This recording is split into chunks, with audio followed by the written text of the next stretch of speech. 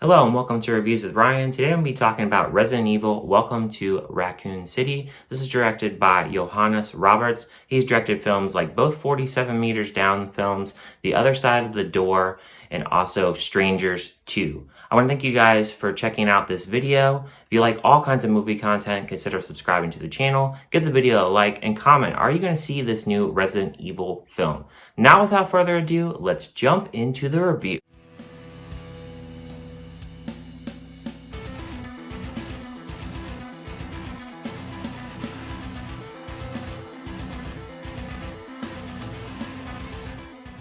Set in 1998, this is the origin story and the secrets of the Spencer Mansion and the ill-fated Raccoon City. The film stars Kaya Scodelario, Robert Amell, Tom Hopper, Neil McDonough, and Avon Jogia. So this film was in development after the last Resident Evil from the original series, and James Wan was supposed to be originally in this film, and he ultimately decided to produce Mortal Kombat over this, which was probably a wise decision.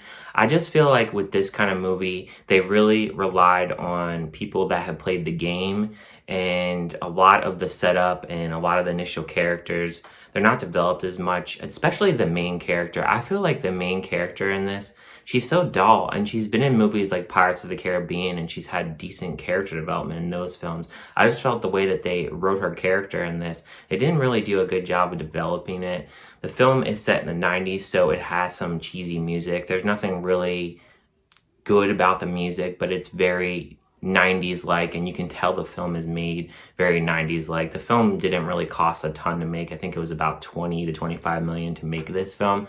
So you definitely can tell the budget in this, very much different from the original films. I just think that if you're going to watch this film, you probably have wanted to play the games, or maybe you've played the games and maybe you'll probably understand a little bit of what's going on throughout the film, because they don't really say much of what's going on for the most part. They have these timestamps throughout the film, which is pretty interesting because it kind of leads to something in the end, but it really kind of sets it up for a sequel, which will be interesting to see if they do a sequel for this film. I think what also is kind of hard to get behind is there's not really any really good acting in this. It's not the best, and also throughout the film with the zombies and such, there's not enough of it. There really isn't.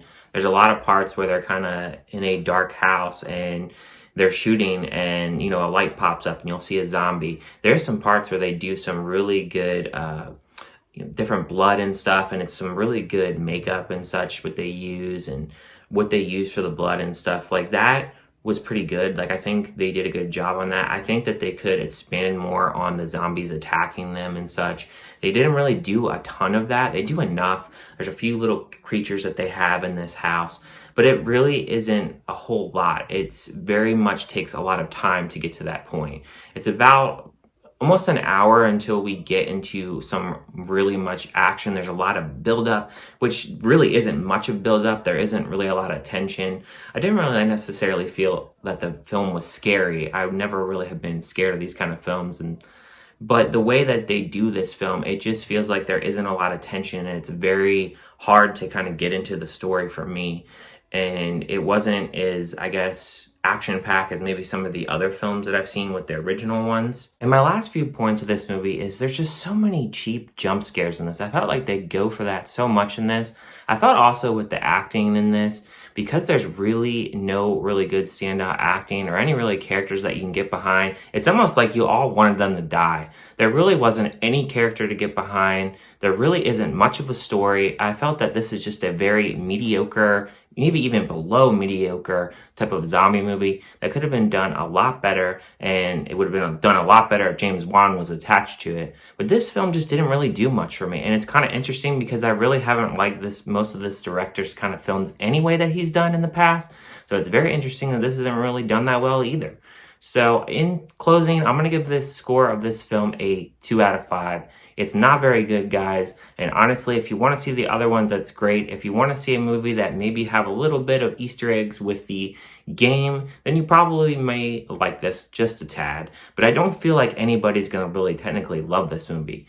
And there really was nobody in the theater when I went to see this anyway. There was no advertisement for it. They really have killed the advertisement for this. A lot of people don't even know, I think, that this movie is even coming out this week.